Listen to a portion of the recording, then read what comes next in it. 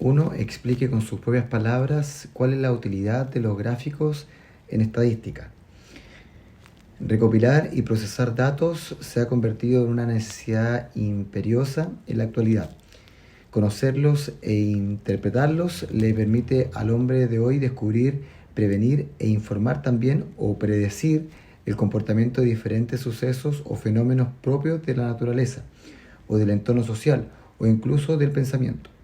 En cualquier caso, disponer en una tabla de los datos obtenidos nos facilitará su interpretación y su representación gráfica. Una gráfica entonces permite representar la relación existente entre una lista de elementos como temperatura, tiempo, espacio, etc., y sus valores numéricos correspondientes. Así podemos decir que las gráficas tienen como función fundamental representar visualmente, en forma clara e intuitiva, una serie de datos que aportan gran cantidad de información.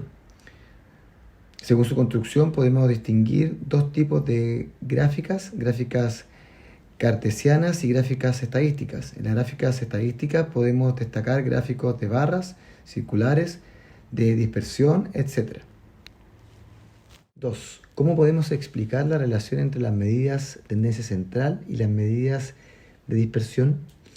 Por ejemplo, la media y la desviación estándar. Supóngase que un determinado alumno obtiene 35 puntos en una prueba de matemática. Este puntaje por sí mismo tiene muy poco significado, a menos que podamos conocer el total de puntos que obtiene una persona promedio al participar en esa prueba, saber cuál es la calificación menor y mayor que se obtiene y cuán variadas son esas calificaciones.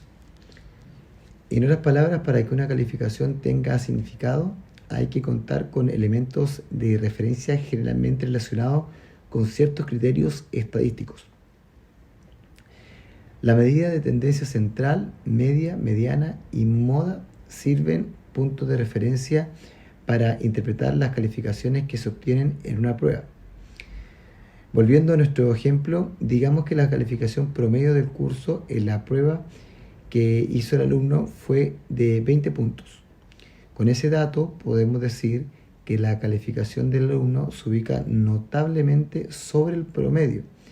Pero si la calificación promedio del curso hubiese sido de 65 puntos, entonces la conclusión sería muy diferente, debido a que se ubicaría muy por debajo del promedio de la clase.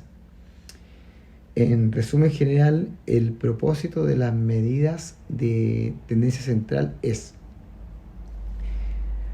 mostrar en que en un lugar se ubica la persona promedio o típica del grupo. Sirve como un método para comparar o interpretar cualquier puntaje en relación con el puntaje central o típico. Sirve también como un método para comparar el puntaje obtenido por una misma persona en dos diferentes ocasiones. También sirve como un método para comparar los resultados medios obtenidos por dos o más grupos. De estas tres medidas de tendencia central, media, mediana y moda, la media es reconocida como la mejor y más útil. Sin embargo, cuando es una distribución se presentan casos cuyos puntajes son muy bajos o muy altos respecto al resto del grupo. Es recomendable utilizar la mediana o la moda, porque dadas las características de la media, esta es afectada por los valores extremos. Dos de las formas más comunes de medir la variabilidad o volatilidad es un conjunto de datos, son la desviación estándar y la desviación media, también conocida como la desviación media total. Aunque las dos medias son similares, se calculan de manera diferente y ofrecen vistas de los datos ligeramente diferentes. Es financieramente importante determinar la volatilidad, es decir, la desviación del centro, o por lo que los profesionales en contabilidad, inversiones y economía deben estar familiarizados con ambos conceptos. Conclusiones clave: la desviación estándar es la medida más común de variabilidad y se usa a menudo para determinar la volatilidad de los instrumentos financieros y el rendimiento de las inversiones. Se considera que la desviación estándar es la medida de variabilidad más apropiada cuando se usa una muestra de población, cuando la media es la mejor medida en el medio y cuando la distribución de datos es normal.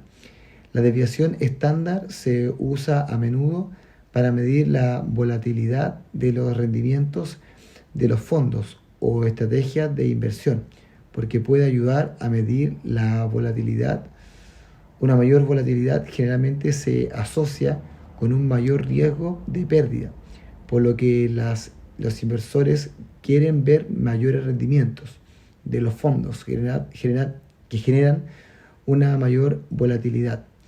Por ejemplo, un fondo de índice bursátil debería tener una desviación estándar relativamente baja en comparación con un fondo de crecimiento. Desde su punto de vista, explique cómo le servirá la estadística en su vida personal y profesional. Mencione un ejemplo concreto en ambas situaciones. Como diputado de la República, considero que la estadística juega un papel muy importante en las elecciones a cualquier cargo político, y en estas son las que se basan los candidatos políticos para ver cómo realizan sus campañas electorales, ya sea enfocándose a ganar el voto de la mayoría de la población o intentar hacerlo recalcando algún grupo social más pequeño.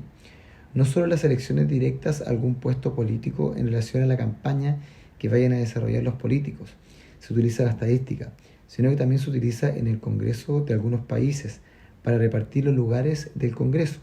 Para hacer esto se utiliza un método llamado método de Hunt o escrutinio proporcional plurinominal, de modo de puramente proporcional a los votos obtenidos por el candidato o la candidata.